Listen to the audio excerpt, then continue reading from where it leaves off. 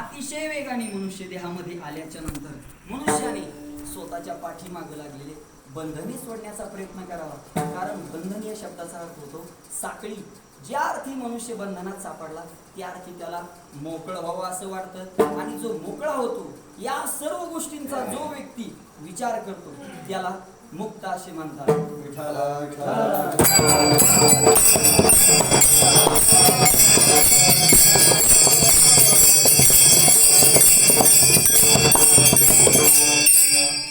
शांती ब्रह्म मारुती बाबा पाठामध्ये शिकवत असताना फार गोड वाक्य सांगतात. बाबा म्हणतात बुवा, या संसार सागरामध्ये आल्याच्या नंतर मनुष्य संसार सागरामध्ये आल्याच्या नंतर स्वतः जर उद्धार करून घ्यायचा असेल तर मग काय करा, त्या व्यक्तीला अगोदर बंधाची जाणीव व्हावी लागते.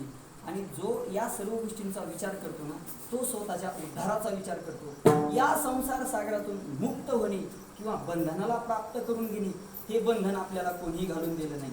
स्वतःनेच स्वतःला बंधनात अडकून घेतलेलं आहे. शास्त्रकार वर्णन करतात मनयेव मनुष्याणाम कारणं बंध मोक्षेव बंधाय विषयासक्तम मुक्तम निर्विषयम सुकृतम. काय स्वतःच मन असणारं या बंधनाला कारणीभूत आहे आणि स्वतःच मन असणारं या बंधनातून मुक्ततेला कारणीभूत ठरतं.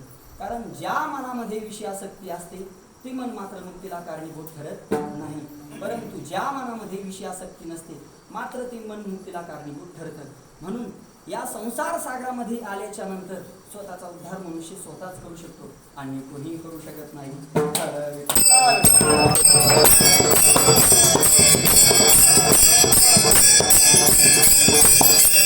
या विषयाकरता विश्वमाऊली ज्ञानोबा आहे 6व्या अध्यायामध्ये एका पोपटाचं उदाहरण देतात. 6व्या अध्यायाच्या 6व्या श्लोकावरती बोलत असताना ज्ञानोबा एका पोपटाचं उदाहरण देतात. ज्ञानोबा म्हणतात पारधी हे 2 प्रकारचे, एक असणारा जड पारधी आणि एक असणारा रान पारधी.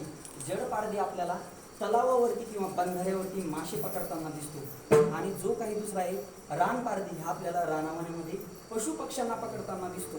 हा रान पारधी ज्या वेळेस पोपटाला धरण्याचा प्रयत्न करतो त्यावेळेस तो एक अशा प्रकारची युक्ती करतो की त्या झाडाजवळ गेल्याच्या नंतर तो अशी नळी बांधतो, आपली दोरी बांधतो आणि दोरीमध्ये पोकळ असणारी काय करतो नळी होतो आणि त्या पोपटाला अतिशय आवडणारी पेरूची भाग काय करतो त्या नळीवरती ठेवतो.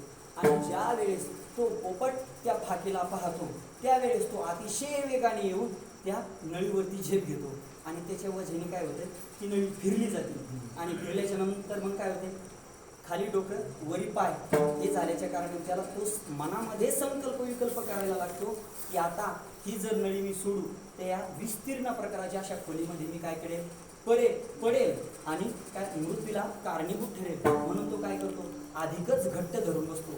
ज्ञानोबा वर्णन करतात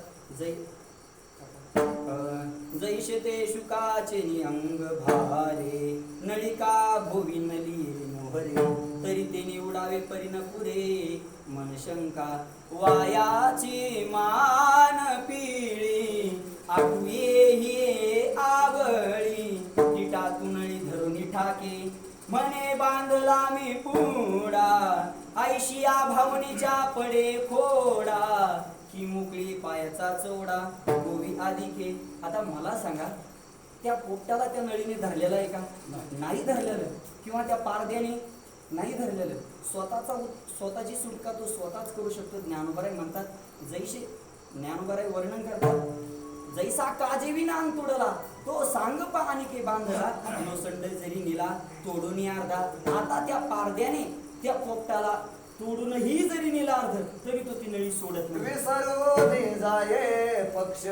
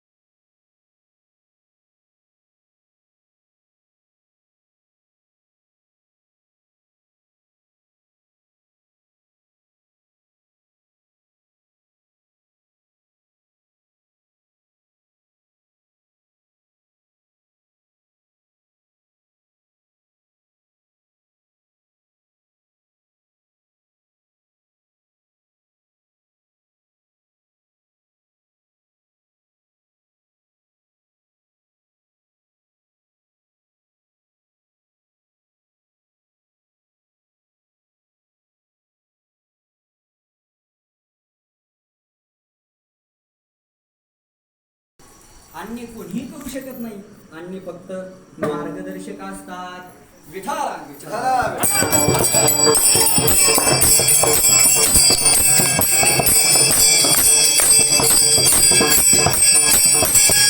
या संसार सागरामध्ये आल्याच्या नंतर स्वतः उद्धार करून घ्यायचा नाही. उद्धार करून घेण्याकरता 4 कृपा आपल्याला करावी लागतात. मनाची कृपा, त्यालाच आपण शास्त्रीय भाषेत आत्मकृपा अशी म्हणतो. नंबर 2 शास्त्र कृपा, नंबर 3 ईश्वर कृपा आणि नंबर 4 संत कृपा. या संत कृपेमधून मला अभंगामध्ये प्रवेश करायचा.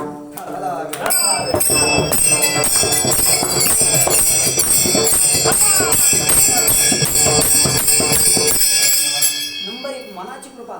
स्वतःच्या मनाने असं मान्य करावं की काय, माझा मला उद्धार करायचा आहे. मनुराजा एक देह पुरी, असे नांद तू त्याचे दोघे नारी. पुत्र पोत्रा संपन्न भारी, त्याने कृपा केली आमावरी गा. मनवोनी आलो या देशा. काय स्वतःच्या मनाने मान्य करावं.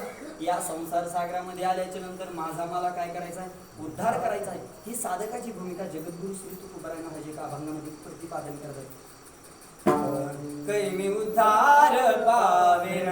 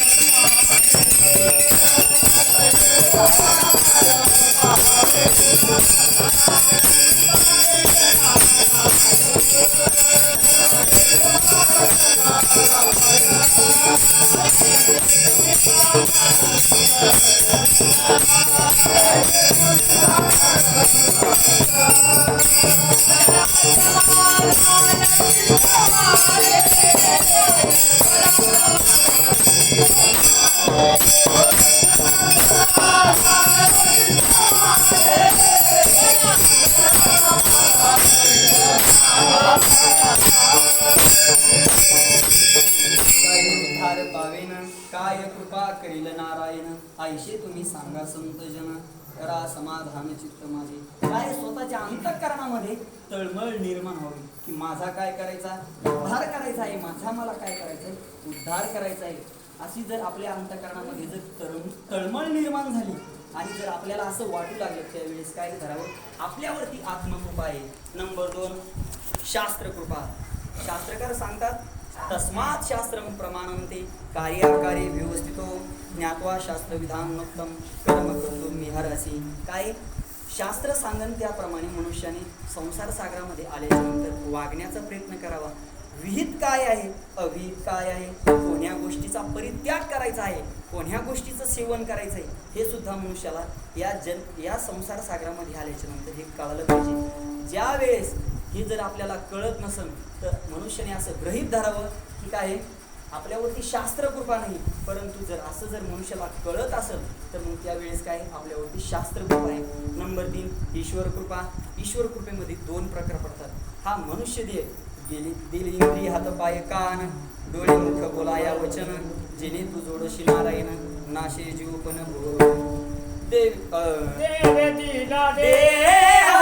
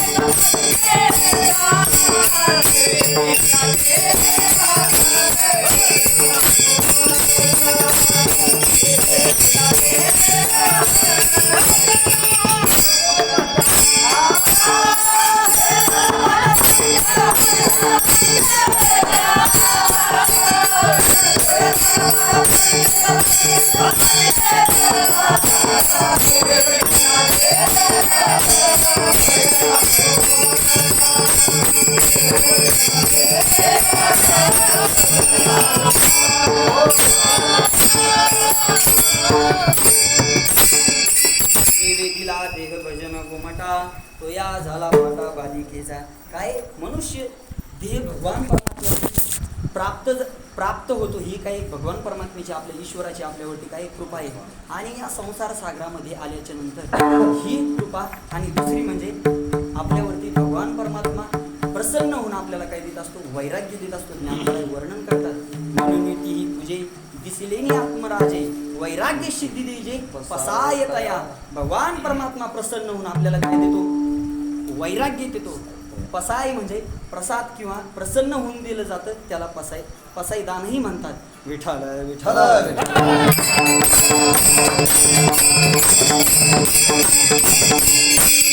या तिन्ही कृपा आपल्यावरती आपल्याला जरी प्राप्त झाल्या तरी काही आपला उद्धार, जर आपल्यावरती संत कृपा नसेल तर आपला उद्धार होणे शक्य नाही. कारण 18व्या अध्यायामध्ये ज्ञानोबराय वर्णन करतात. ज्ञानोबराय एका व्यक्तीचं उदाहरण देतात. ज्ञानोबराय म्हणतात एखादा व्यक्ती गोरा आहे, तरुण आहे, अंगावरती अलंकार सुद्धा परिधान केलेले आहे. ज्ञानोबराय वर्णन करतात अंग गोरे आणि तरुणे वरी लिहिले आहे लेणे परी एकलेनी प्राणी सांडिले जीवी. जर त्या एवढा चांगला दिसणारा व्यक्ती आणि त्याच्या शरीरामध्ये जर प्राणाचंच वास्तव्य नसेल तर त्या शरीराला काही किंमत आहे का? त्याचप्रमाणे ह्या सर्व तिन्ही कृपा जरी आपल्याला प्राप्त असल्या परंतु जर आपल्यावरती संत कृपा नसेल तर मग ह्या तिन्ही कृपेला व्यर्थत्व येतं.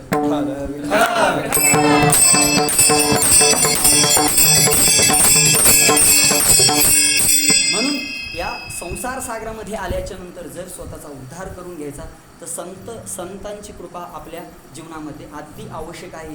एखादा व्यक्ती मूर्ख असला तरी त्या मूर्ख व्यक्तीचा उद्धार संत महात्म्यांशिवाय कोणी करू शकत नाही. उद्धाराशी ठाव नाही भाग्य कीना,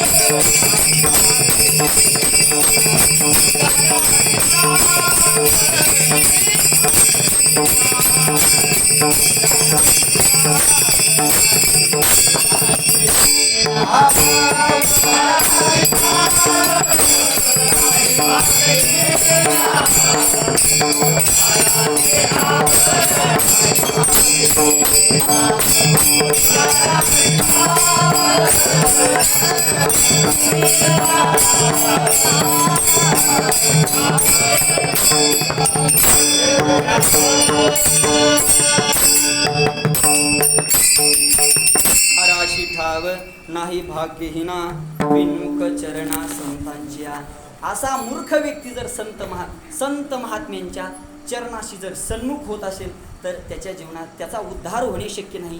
काय झालं, एका मेंटल हॉस्पिटलमध्ये एक पागल भरती केलेला होता आणि रोजही डॉक्टर त्याच्या काय तपासणीसाठी यायचे आणि म्हणायचे. तो डॉक्टर आल्याच्या नंतर डॉक्टरला तो मूर्ख व्यक्ती म्हणायचा, साहेब मी काय झालोय, व्यवस्थित झालोय, मला तुम्ही काय करा, या ठिकाणाहून माझ्या घराकडे जाऊ द्या, असा तो रोजही म्हणायचा. एक दिवस डॉक्टरला त्याची काळजी वाटायला लागती आणि वाटल्याच्या नंतर डॉक्टर साहेब त्याला म्हणतात, तू काय कर, माझ्या 3 प्रश्नाचे काय कर उत्तरं दे आणि जर तू व्यवस्थित उत्तरं दिले तर मी काय करेन, तुला गावाकडे जाण्यासाठी या ठिकाणाहून सुट्टी देईन. त्यावेळेस डॉक्टर साहेब मग सांगतात, त्याला विचारतात, मला सांग बरं तुझे कानं कुठे आहेत. तो सांगतो, डॉक्टर साहेब माझे कान ना हे इथं आहे. त्याच्यानंतर सांग बरं तुझं नाक कुठं आहे. डॉक्टर साहेब हे बघा माझं नाक इथं आहे. सांग तुझं तोंड कुठं आहे. तोंड इथं आहे. वा, तू तर फारच हुशार झाला रे. त्यावेळेस तो व्यक्ती डॉक्टर साहेबांना म्हणतो, डॉक्टर साहेब याला ना सुद्धा डोकं लागतं, डोकं विठाला विठाला.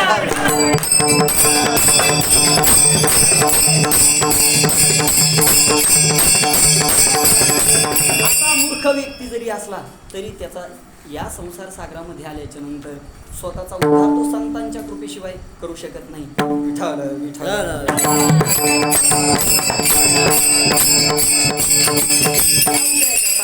भक्त श्रेष्ठ अर्जुनजीचं आपल्याला उदाहरण पाहायला मिळेल 11व्या अध्यायामध्ये. काय अर्जुनाला भक्त श्रेष्ठ अर्जुनजींना अनेक लोकांनी फक्त भगवंतानीच उपदेश केला असं नाही, बऱ्याचशा लोकांनी उपदेश केला.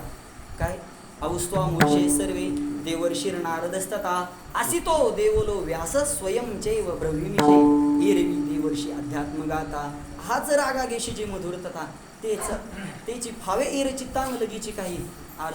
भक्तश्रेष्ठ अर्जुनजी म्हणतात, मला फक्त भगवंतानीच उपदेश केला असं नाही, कोणी केला. अवस्त्वा मूर्षे सर्वे देवर्षिर नारदस्तता असितो देवलो व्यास स्वयंचैव ब्रवीमिषे. व्यास महाराजांनी उपदेश केला, नारदांनी सुद्धा काय केला, उपदेश केला. पुन्हा अजून देवांनी सुद्धा म्हणजे इंद्रदेवांनी, खालच्या देवांनी सुद्धा काय केला, अर्जुनाला उपदेश केला. पण प्रामुख्याने नारदांनी मात्र विशेष अर्जुनाला, भगवंताच्या नंतर नारदांनी उपदेश अर्जुनाला केला, परंतु संतांनी उपदेश केला. परंतु तरी सुद्धा अर्जुन काय भक्तश्रेष्ठ अर्जुनजी गायनाचे ईरवी दिवर्षी अध्यात्म गाता हाच रागागेशीची मधुरता त्याची फावे ईर चित्तानं लगीची काही. नारदांनी माझ्या समोर अध्यात्मरूपी गायन केलं, परंतु मी त्या गायनाचा रसिक असल्यामुळे त्या अध्यात्माकडे काही लक्षच दिलं नाही. त्या कारणाने माझ्या अंतःकरणामध्ये जे ज्ञान त्यांनी पेरण्याचा प्रयत्न केला, परंतु ते ज्ञान फलीभूतच झालं नाही. परंतु ते ज्ञान फलीभूत कधी झालं, ज्या वेळेस भगवान परमात्मा आले आणि अर्जुनाला काय केला, उपदेश केला. आता या ठिकाणी एक शंका उत्पन्न होती. शंका अशी की महाराज तुम्ही संतांच्या कृपेचं वर्णन करताय आणि या ठिकाणी तर भगवंतानी उपदेश केला असं सांगताय. काय भगवंतानी अर्जुनाला उपदेश फक्त एक भगवंत म्हणूनच केला असं नाही.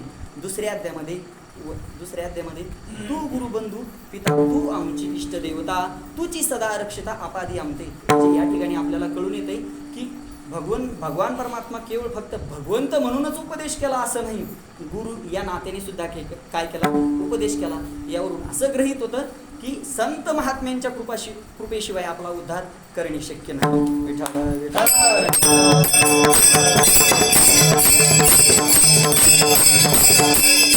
व्यक्ती म्हणेल, महाराज माझी एवढी विद्वत्ता आहे, मी माझ्या मनाच्या मार्गाने जाईन. मनोमार्गे गेला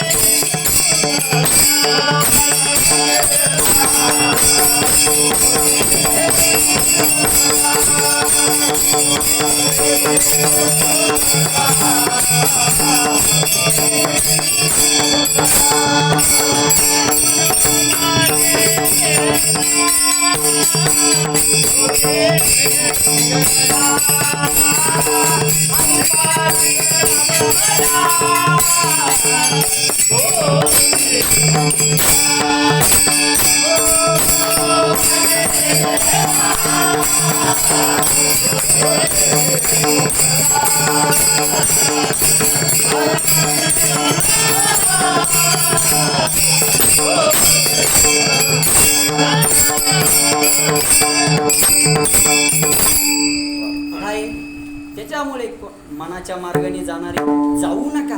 काय मनोमार्गे गेला तो तेथीची मुकला, हरिपाठ स्थिरवला तुमची धन्य. आणि अशा व्यक्तीच्या मार्गाने जर आपण अनुक्रमण करण्याचा प्रयत्न केला तरी काय त्यांची जी हाल होतील तेच आपले होणारे. जगद्गुरु तुकोबराय महाराज प्रमाण देतात, पंथ ते चुकले आपुल्या मतीचे, तया मागे त्यांची तिची हाल.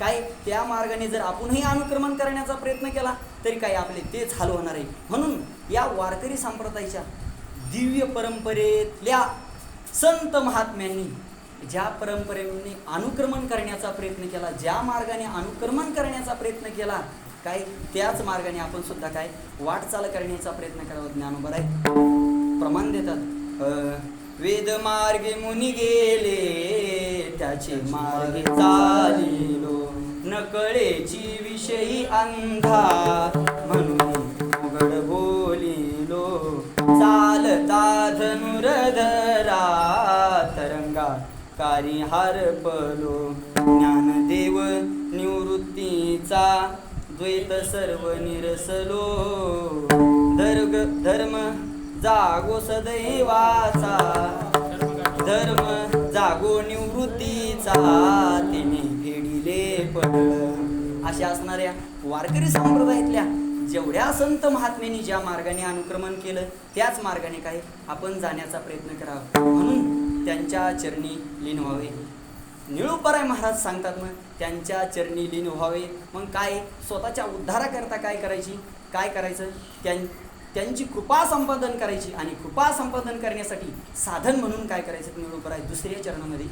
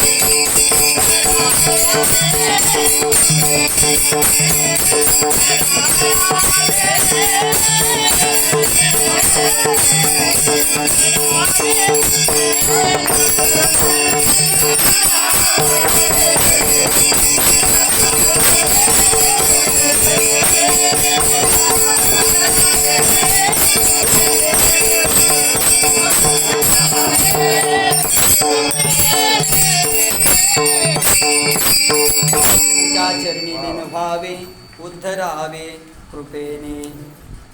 काय या संसार सागरामध्ये आल्याच्या नंतर स्वतःचा उद्धार करून घ्यायचा ना, तर मग काय करा, त्यांच्या चरणी लीन व्हा. आणि काय करा, त्यांच्या चरणी लीन झाल्याच्या नंतर ते संत महात्मे काय करतील, उद्धरावे कृपेने. त्या संत महात्म्यांच्या कृपेने काय होईल, आपला उद्धार होईल. का हो महाराज, खरंच त्या संत महात्म्यांच्या कृपेने आपला उद्धार होणार आहे का? हे खरंच होणार आहे. कारण काय, प्रत्येकाचा दिवस कधी ना कधीतरी येतच असतो. आम्ही शाळेमध्ये शिकत असताना, 10वीच्या वर्गामध्ये शिकत असताना, एक बंडादास नावाचा आमच्या पाठामध्ये एक विद्यार्थी होता. मंठ्याला शिकत असताना तो, आम्ही 10वीला गेल्याच्या नंतर सुद्धा बरं काय, तो अगोदरच आम्ही प्रवेश करायच्या अगोदरच तो 3 वर्षापासून त्याच पाठामध्ये होता, 10वीच्याच वर्गामध्ये. मग का पाया पक्का करत होता का काय माहीत. मी पाठामध्ये प्रवेश केल्याच्या नंतर, आणि त्या मास्तर, त्या आमचे क्लास टीचर जे होते, त्यांचा असा नेम होता की काय, ते कधीच शिक्षा करत नव्हते मुलांना. फक्त ते काय करायचे, जर एखाद्या विद्यार्थ्याला प्रश्न विचारल्याच्या नंतर प्रश्न आला नाही, तर मग त्या मास्तरनी काय करावं, ज्या विद्यार्थ्याला आला नाही, बाकीच्या सर्व विद्यार्थ्यांनी त्याच्या काय करायचं, कानाखाली आणायच्या. सगळ्यांनी त्याला शिक्षा करायची. आणि असा नेम चालू असताना माझाही काय झालं, पाठामध्ये ॲडमिशन झालं. 10वीला शिकत असताना ॲडमिशन झाल्याच्या नंतर काय, दररोज तो बंडादास नावाचा विद्यार्थी काय करायचा, सर्व विद्यार्थ्यांचा मार खायचा. एक दिवस मला काय त्याची क्यू आली. मी त्याला विचारलं, का रे बाबा, तू अभ्यास करत नाही का? तो मला त्या दिवशी काहीच बोलला नाही. मी त्याला अजून 1-2 शब्दसुद्धा बोललो, परंतु तो मला त्याने काहीच उत्तर दिलं नाही. त्याने मान खाली घातली आणि तो त्या दिवशी निघून गेला. परंतु बरेचसे दिवस त्यांनी मार खाल्ला. आणि एक दिवस मास्तरनी योगायोगाने असा प्रश्न विचारला की, विद्यार्थ्यांनो, मला सांगा, गावामध्ये ज्या काही महिलांनी आता उत्तर द्या बरं काय, जुन्या महिला आहे, याच्यामध्ये थोडासा प्रश्न आहे. जर कोणाला जर उत्तर आलं तर देण्याचा प्रयत्न करा. ज्या पूर्वी महिला काय करायच्या, आपल्या आडावरती धुणं धुयाच्या, आणि त्या वट्याला पूर्वी काय म्हणायचे, कोणाला सांगता येईल का? सांगा सांगा. हरवळ नाही, हरवळ सर. बरं असू द्या. पूर्वी त्या वट्याला काय म्हणायचे, पानवटा. परंतु हा वर्गामध्ये प्रश्न केल्याच्या नंतर एकाही विद्यार्थ्याला काय झाला, तो प्रश्न आला नाही. आणि हा बंडादास जुना विद्यार्थी होता, बरेचसे 3 वर्ष मार खाल्लेला होता, गावातल्या जाणकार लोकांमध्ये हा वागलेला होता. या कारणाने त्याला त्या दिवशी फक्त एकट्यानेच बोट वर केलं आणि गुरुजी म्हणे त्या वाट्याला काय म्हणतात, पानवटा. परंतु त्या दिवशी असं म्हणल्याच्या नंतर बाकीच्या विद्यार्थ्याचे काय झाले, बस धागे दणानले बघा, आजी दे तो पोट भरी पुरे म्हणाल तो पुरी. त्या दिवशी त्या बंडादासनी एवढे विद्यार्थी हाणले. आणि हल्ल्याच्या नंतर तो, आणि माझ्यावरती नंबर आल्यावर त्यांनी मला मारलं नाही बरं काय, कारण मी त्याला पाठामध्ये गेल्याच्या नंतर मी कधीच त्याला मारलं नव्हतं. या कारणाने त्यांनी मला सुद्धा मारलं नाही. परंतु त्या दिवशी मला त्यांनी उत्तर दिलं. महाराज मला म्हणे की प्रत्येकाचा ना कधीतरी दिवस एक येतच असतो, त्या कारणाने फक्त त्या दिवसाची फक्त आपण वाट पाहायची असती. हेच मला सांगायचंय की संत महात्मे सुद्धा आपल्यावरती कधी ना कधीतरी कृपा करणारच आहे.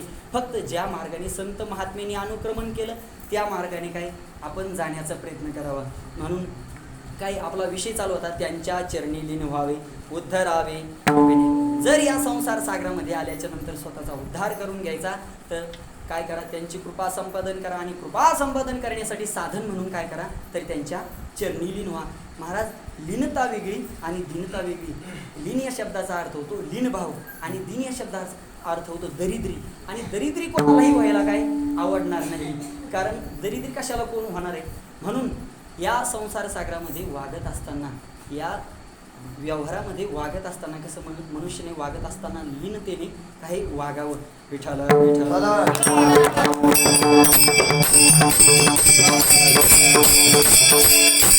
जर आपल्याला समाजामध्ये वागत असताना सर्व कळत असताना सुद्धा आपण मला काहीच कळत नाही अशा पद्धतीचं राहावं. आणि अशा पद्धतीची संत महात्मे मात्र राहत असतात.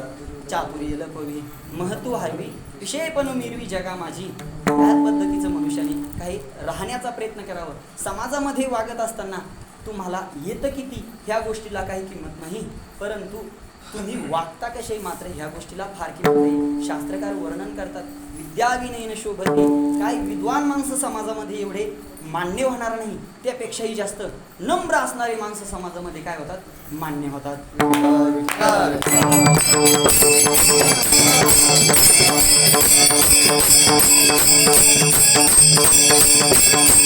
परंतु मनुष्याच्या अंगामध्ये ही नम्रता येण्याकरता, प्राप्त होण्याकरता ही काय परिपक्वता यावी लागते. ज्ञानोबा वर्णन करतात, का फळलिया तरुची शाखा सहजे भूमिशी उतरेते का, तैसा जीव मात्र अशिगा खाला होती. ज्या झाडाच्या फांदीला फळं लागलेले आहेत ती फांदी मात्र नम्रपणे काय होती, वागते. त्याचप्रमाणे जे माणसं ज्ञानाने संपन्न आहेत ते माणसं समाजामध्ये वागत असताना नम्रपणे काय होतात, वागतात. परंतु जे पाहतात, ज्ञानोबाराय उलट उदाहरण देतात, ज्या झाडाची फांदी वाळलेली ती फांदी नम्र होत नाही, मग ती काय होती, एक तर कापली जाते किंवा मग तोडली जाते. त्याचप्रमाणे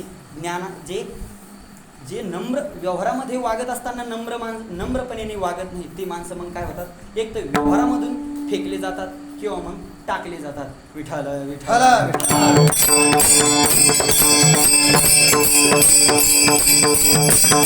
म्हणून माणसाने समाजामध्ये वागत असताना नम्रपणे वागावं. गुरुवरे प्रातस्मरणीय विठ्ठल बाबा बोले सांगायची, तुम्ही ज्यांच्या चरणावरती नम्र होणार ते मात्र चरण सुद्धा कसे असावे, आचरण संपन्न असावे. कारण बाबा म्हणायचे, बुवा आपलं असणारं मस्तक फार पवित्र आहे आणि पवित्र असणारं मस्तक कोणाच्याही चरणावरती ठेवून चालायचं नसतं. ज्या व्यक्तीचे चरण आचरण संपन्न आहेत त्याच व्यक्तीच्या चरणावरती काय आपलं मस्तक आपण धारण करावं. विठ्ठल विठ्ठल.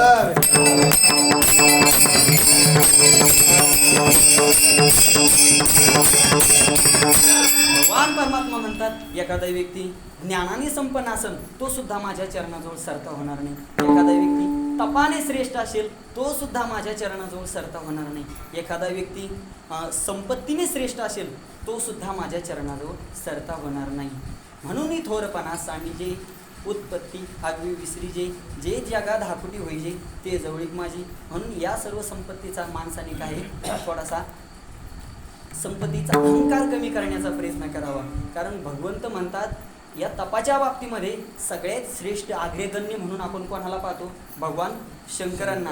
काय करता तपासाची कडसणी कवनाजवळा ठेवीची पाणी शूळ पाणी तेही माथा वनी चरणी पायविन माथावाई. म्हणजे भगवान परमात्मा म्हणतात की भगवान शंकर असणारे एवढे ते सुद्धा काय करतात, माझ्या चरणाजवळून निघालेली गंगा स्वतःच्या मस्तकावरती धारण करतात. काय म्हणून समाजामध्ये व्यवहारामध्ये वागत असताना मनुष्याला अहंकार नसावा, अभिमान नसावा, नम्रपणे वागावं. लक्ष्मी आईसाहेबांना अहंकार झाला, भगवान परमात्म्याला मान्य नाही झाला. म्हणून लक्ष्मीची थोरपण सरे जेथ शंभूचेही तपन पुरे तेथ प्राकृत हेंद्रे केवी जाणू आहे. तुमच्यासारख्या माझ्यासारख्याचा त्या ठिकाणी काय नाही का, विचारच करायची गोष्ट नाही.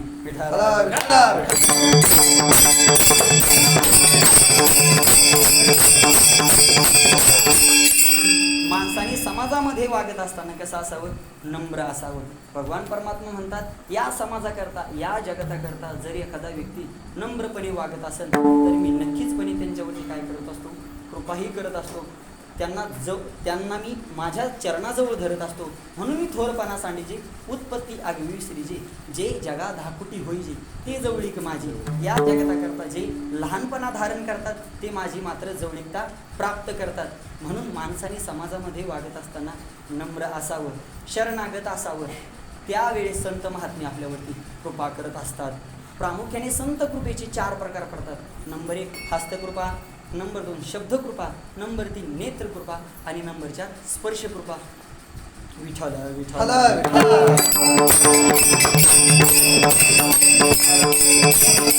हस्तकृपेमध्ये आपल्याला प्रामुख्याने 2 उदाहरणं पाहता येईल. विश्वमाऊली ज्ञानोबरायांचं. काहो महाराज, तुम्ही ज्यांचं उदाहरण देताय ते कोण होते? आपले जनाबाई महाराज त्यांचं वर्णन करतात. ज्या जनाबाई महाराज माझ्या भगवंताबरोबर, माझ्या नामदेवरायाबरोबर 4ही युगामध्ये सोबत राहिल्या अशा असणारे जनाबाई महाराज वर्णन करतात. विवेक सागरा सकया माझ्या ज्ञानेश्वरा. जनाबाई महाराज म्हणतात, विश्वमाऊली ज्ञानोबराय तुम्ही विवेकी आहात, विवेकाचे सागर आहात अशी असणारी ज्ञानोबराय. त्या ज्ञानोबरायांनी रेड्याच्या मस्तकावरती ज्या वेळेस हात ठेवला त्यावेळेस तो रेड्या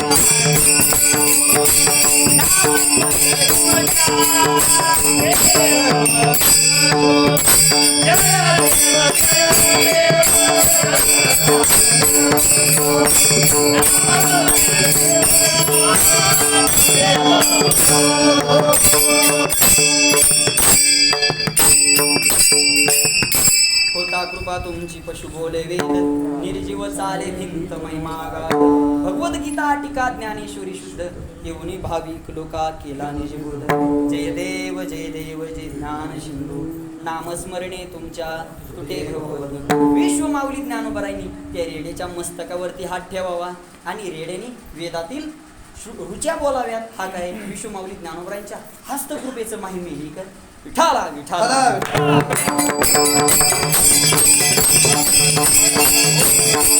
यामध्ये दुसरं आपल्याला उदाहरण पाहता येईल निळोपराय महाराज ज्यांचा आज सेवेकरता अभंग आपण घेतलेला आहे त्यांचं आज उदाहरण पाहता येईल. ज्या वेळेस जगद्गुरु श्री तुकोबाराय महाराज ज्या वेळेस वैकुंठ महाराजांचं गमन झालं सदैव वैकुंठ गमन झालं त्यावेळेस काही दिवसाच्या नंतर तुकोबारायांचे ज्येष्ठ चिरंजीव असणारे नारायण महाराज आणि निळोबाराय महाराजांमध्ये फार मैत्री झाली आणि सर्व जगद्गुरु तुकोबाराय महाराजांची कीर्ती नारायण महाराजांनी निळोबारायांसमोर काय केली कथन केली आणि त्यावेळेस निळोबारायांच्या अंतःकरणात सुद्धा काय झाली इच्छा निर्माण झाली की मला काय जगद्गुरु तुकोबाराय महाराजांचं दर्शन व्हावं भेट व्हावी त्यांनी मला उपदेश करावा अशी निळोबाराय महाराजांच्या अंतःकरणामध्ये काय झाली तळमळ निर्माण झाली आणि निर्माण झाल्याच्या नंतर तळमळ निर्माण झाल्याच्या नंतर त्यांनी काय केलं 42 दिवसाचं काय केलं अनुष्ठान धरलं आणि त्यावेळेस बरेचसे दिवस होतात पण तरी सुद्धा काय होतंय जगद्गुरु तुकोबाराय महाराज भेट देण्याकरता येत नाही. मग त्यावेळेस भगवान परमात्म्याला भक्तांची काळजी असल्या कारणाने भगवान परमात्मा स्वतः निळोबारायांसमोर येतो आणि काय म्हणायला लागतं निळोबाराय म्हणतात येते तुझं लागी बोलविल्या कोणी राथिल्या वाचून आला शिका काय काही ठिकाणी ना बोलवल्यावर जाऊ काही ठिकाणी बोलवायच्या अगोदर जाऊ आणि काही ठिकाणी जाऊच नाही काय व अपमान होण्याची शक्यता आहे दुसऱ्याच्या कार्यामध्ये हस्तक्षेप करू नये अपमान होण्याची शक्यता आहे.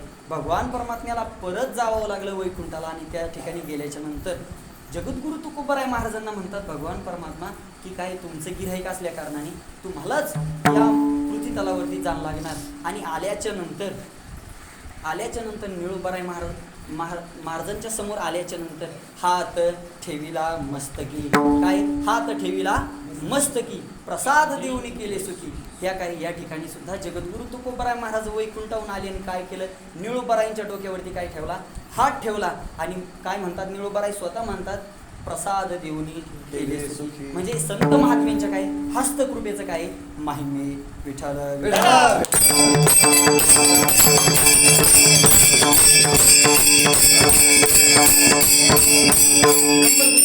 शब्दकृपा संतांची शब्दकृपेमध्ये सुद्धा आपल्याला जगद्गुरु तुकोबाराय महाराजांच्या जीवनातील उदाहरण पाहता येईल. जगद्गुरु तुकोबाराय महाराज भंडाऱ्या डोंगरावरती भजन करत असताना गंगाराम पंथ मवाळ यांची म्हसड हरवली आणि म्हशीच्या शोधार्थ गंगाराम पंथ मावळे जगद्गुरु तुकोबाराय महाराजांच्या समोर येतात आणि महाराजांना काय विचारतात महाराज तुम्ही माझी काय केली म्हसड पाहिली का. त्यावेळेस जगद्गुरु तुकोबाराय महाराज गंगाराम पंथ मावळांना म्हणतात हा मनुष्य देह तुम्हाला का म्हशी पाण्याकरता दिला का खेड गावामध्ये किंवा देहू गावामध्ये का म्हशी नव्हत्या ह्या ठिकाणी येऊन तुम्ही मला म्हशीचा शोध घेताय विचारताय तर विठाला विठाला हला.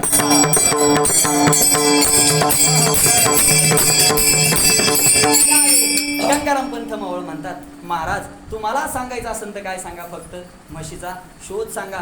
त्यावेळेस जगद्गुरु तुकोबाराय महाराज त्या ठिकाणून एक निष्ठेने सांगतात की तुम्ही काय करा, तुमच्या घरी जा, तुमच्या गोट्यामध्ये तुमची काय केलेली म्हसळ बांधलेली. त्यावेळेस गंगाराम पंथ मावळ घरी येतात आणि आल्याच्या नंतर घरी पाहतात तर खरंच खुट्यावरती म्हसळ बांधलेली असते. त्यावेळेस गंगाराम पंथ मावळ विचार करतात की कोण हा एक व्यक्ती, आणि एवढ्या निष्ठेने एवढ्या ठामपणे विश्वासाने काय करतात, त्या ठिकाणाहून आपल्या घरची काय करतात म्हसड सांगतात.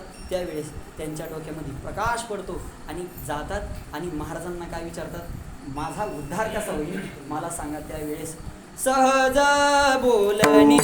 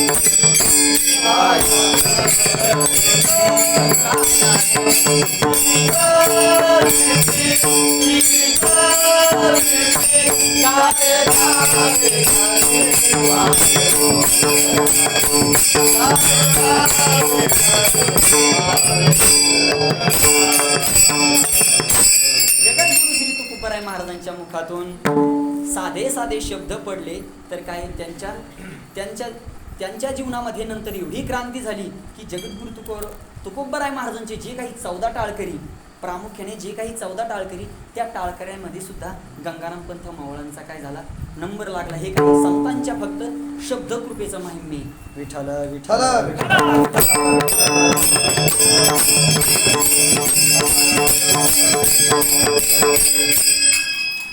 दुसरं एक उदाहरण पाहता येईल जगद्गुरु तुकोबाराय महाराजांच्या जीवनातील. ज्या वेळेस रामेश्वर भट्टांच्या अंगाचा दाह व्हायला लागतो, त्यावेळेस रामेश्वर भट्ट वाघोलीकर काय करतात, पुढे येतात, आळंदी या ठिकाणी येतात आणि त्या ठिकाणी येऊन काय करतात, धरणं धरतात. आणि धरणं धरल्याच्या नंतर विश्वमाऊली ज्ञानोबा त्यांना काय सांगतात की त्याची तुझं काही घडले रे निंदा, म्हणून बाधा जडली तुझं. पहा, विश्वमाऊली ज्ञानोबारायांचा काळ कधीचा, 750 वर्षापूर्वींचा, आणि जगद्गुरु तुकोबाराय महाराज 1600 शतकामधले, तरी सुद्धा 750 वर्षापूर्वीचे विश्वमाऊली ज्ञानोबाराय महाराजांचं वर्णन करतात. एवढे असणारे तुका सर्वा श्रेष्ठ प्रिय आम्हा थोर काजू अवतार नामयाचा. म्हणून पुन्हा ज्ञानोबाराय म्हणतात, तुम्ही काय करा आता, जगद्गुरु तुकोबाराय महाराजांना काय जा, शरण जा. काही एखाद्याच्या अंगलट आलं ना, मग तो काय करतो, तो शत्रू जरी असला तरी तो दुसऱ्या त्या शत्रूच्या चरणावरती नतमस्तक व्हायला तो मागं पुढे सुद्धा विचार करत नाही.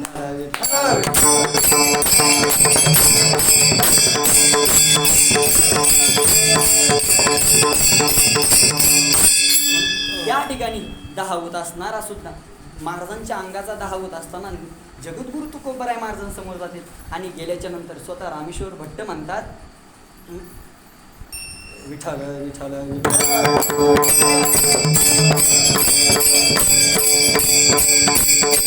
रामेश्वर त्यांच्या समागमे झाले या राम देह माझे. रामेश्वर भट्ट स्वतः म्हणतात की त्यांच्या कृपेने काय झालं, त्यांनी काय, रामेश्वर भट्ट गेल्याच्या नंतर फक्त जगद्गुरु तुकोबाराय महाराज एकच अभंग लिहितात. कोणता, चित्त मित्र शत्रू तरी व्याघ्रण खाती सर्पतया. एवढा अभंग लिहिल्याच्या नंतर त्यांच्या अंगाचा काय होतो, दाह शांत होतो. मला सांगायचा मुद्दा तो म्हणजे असा की संतांच्या काही शब्दकृपेचं महिमे. विठ्ठल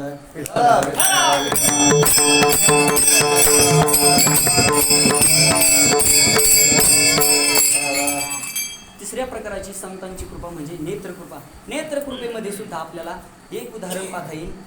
आदिगुरु श्री शंकराचार्य महाराजांच्या जीवनातील उदाहरण. ज्या वेळेस महाराजांचा असा इतिहास सांगितला जातो की महाराजांचे 4 शिष्य आणि 4 शिष्यामध्ये त्रोटक नावाचा काय एक महाराजांचा शिष्य कमी शिकलेला, कमी अभ्यासू आणि विद्यार्थी त्याचा काय मत्सरसुद्धा करायचे. एक वेळेस त्रोटकाला पाठाला येण्याकरता काय होतो, उशीर होतो आणि उशीर झाल्या कारणाने सर्व विद्यार्थी काय करतात, महाराज तुम्ही काय करा, पाठाला सुरुवात करा. आणि थोडासा अहंकार उत्पन्न झाल्यासारखा आचार्यांच्या विद्यार्थ्यांच्या अंतःकरणामध्ये अहंकार उत्पन्न झाला आहे असं आचार्यांच्या लक्षात येते. आणि त्यावेळेस काय तो अहंकार कमी करण्याकरता त्यावेळेस आचार्य त्या दिवशी पाठाला सुरुवातच करत नाही. बघा म्हणजे ज्या त्रोटकाला येण्याकरता महाराज थांबतात आणि त्यावेळेस विद्यार्थी म्हणतात तो त्रोटक आणि तो आला आणि न आला याला काही अर्थ आहे का, आचार्य तुम्ही काय करा, पाठ चालू करा.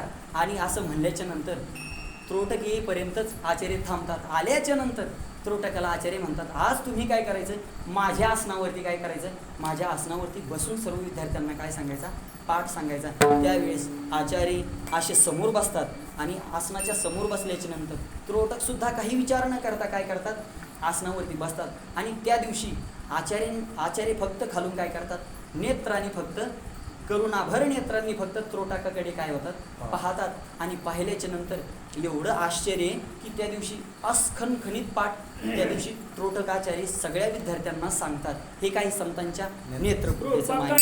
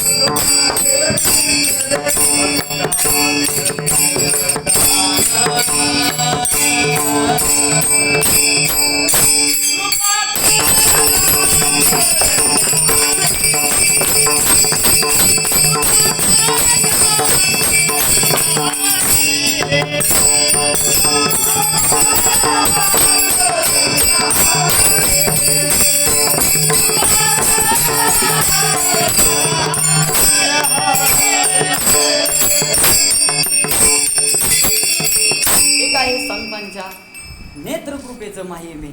आणि संतांची दुसरी म्हणजे स्पर्शकृपा. स्पर्शकृपेमध्ये सुद्धा विश्वमाऊली ज्ञानोबारायांनी ज्यावेळेस रेड्याच्या काही स्पर्शकृपा आणि हस्तकृपा ह्या दोन्ही कृपा काही एकच धरल्या तरी चालेल. ज्यावेळेस ज्ञानोबारायांनी भिंतीवरती हात ठेवला त्यावेळेस काय झालं, ती भिंत चालायला लागली. किंवा ज्ञानोबारायांनी ज्ञानेश्वरी ग्रंथ लिहित असताना ज्या खांबाला टेकन दिलं त्या खांबाचं सुद्धा आज काय झालं, मंदिर झालं. म्हणजे हे संतांच्या काय स्पर्शकृपेचं महिमे. विठ्ठल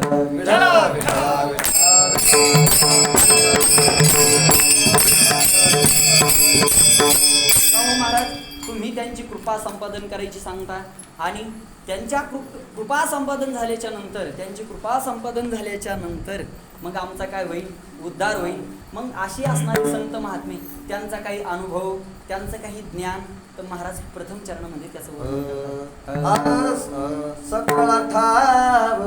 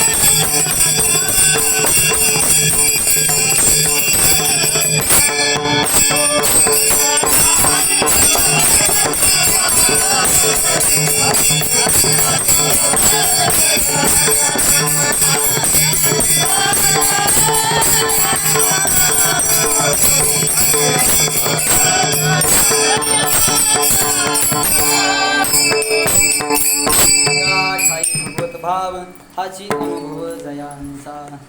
काय बरोबर महाराज वर्णन करतात.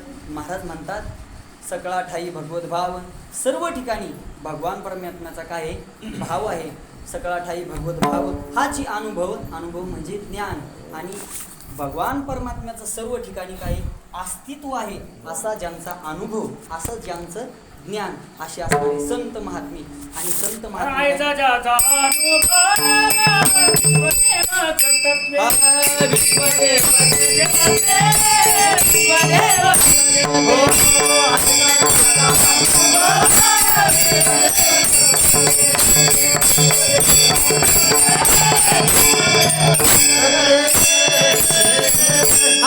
अनुभव हे सर्व ठिकाणी भगवान परमात्म्याचं काय अस्तित्व आहे असं ज्यांचा अनुभव, असं ज्यांचं ज्ञान. ज्या वेळेस काय सर्व संतांची काय झाली सभा भरली कुठं आळंदी या ठिकाणी. त्या सभेमध्ये नामदेवरायांना काय झालं कच्चं ठरवण्यात आलं. आणि त्या ठिकाणाहून नामदेवराय भगवान परमात्म्याजवळ जातात आणि तिथून पुन्हा औंढा या औंढा श्री क्षेत्र औंढा या ठिकाणी काय येतात. आणि आल्याच्या नंतर त्या ठिकाणी खेचर स्वामी महाराजांना काय करतात उपदेश करतात. नामदेवरायांचे गुरु झाल्याच्या नंतर त्यांना ते ज्ञान झाल्याच्या नंतर ते काय पंढरपूर या ठिकाणी गेल्याच्या नंतर पुन्हा त्या ठिकाणी काला खात असताना काय तो भगवान परमात्मा कुत्र्याचं रूप धारण करून येतात. आणि त्या ठिकाणी काय म्हणजे या ठिकाणी आपल्याला दिसून येते की सर्व ठिकाणी म्हणजे कुत्र्याच्या ठिकाणी सुद्धा नामदेवरायांना संत महात्म्यांना काय देव दिसून येतो. म्हणजे सकळा ठाई भगवत भाव हाची अनुभव जयांचा. किंवा पैठण क्षेत्र निवासी असणारे शांती ब्रह्म नाथ महाराज, ज्या वेळेस नाथ महाराज कावडीने पाणी घेऊन येतात. आल्याच्या नंतर काय करतात एवढ्या लांबून पाणी आणलेलं आणि काय करतात गाढवाला पाणी पाजतात. म्हणजे या ठिकाणी सुद्धा संत महात्म्यांना काय भगवान परमात्म्याचं त्या ठिकाणी सुद्धा काय अस्तित्व असं दिसून येतं. का हो महाराज असे असणारे संत महात्मे, त्या संतांचं काही शक्ती महिमी म्हणून तिसऱ्या चरणामध्ये महाराज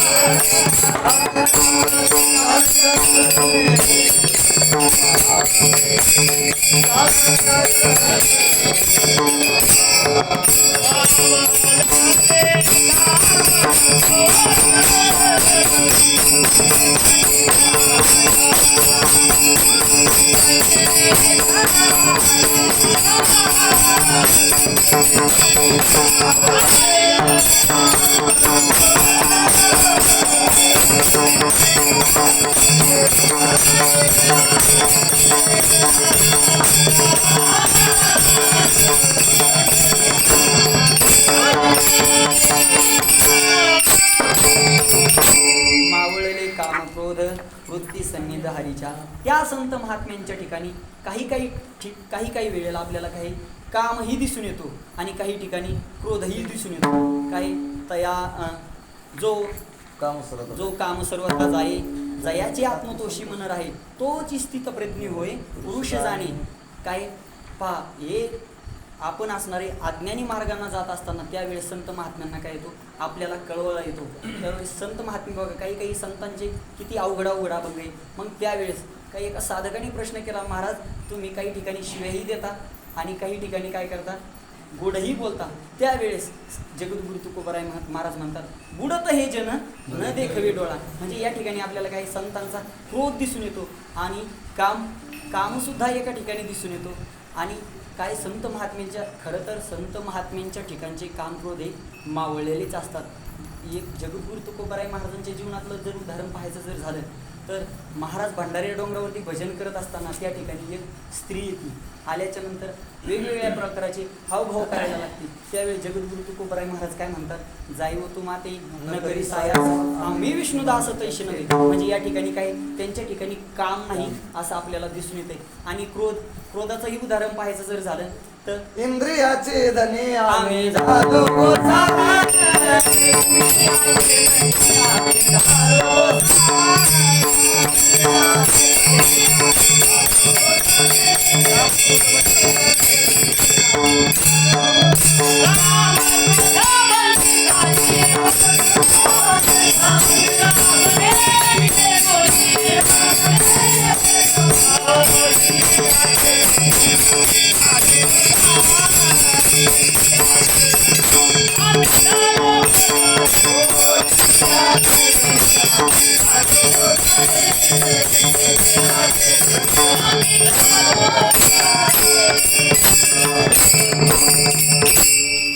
काम क्रोध बंदी खाणी तुका म्हणे गेले दोन्ही इंद्रियाचे धनी आम्ही झालो गोसावी. काय या ठिकाणी संत महात्म्यांच्या ठिकाणी काम क्रोध आपल्याला दिसून येत नाही, परंतु ऋषी मुनींच्या ठिकाणी मात्र आपल्याला कामही दिसून येतो आणि क्रोधही दिसून येत आहे. या विषयाकरता 2 उदाहरणं पाहता येईल. आता तुम्हाला सगळ्यांना ते उदाहरण ज्ञात आहे.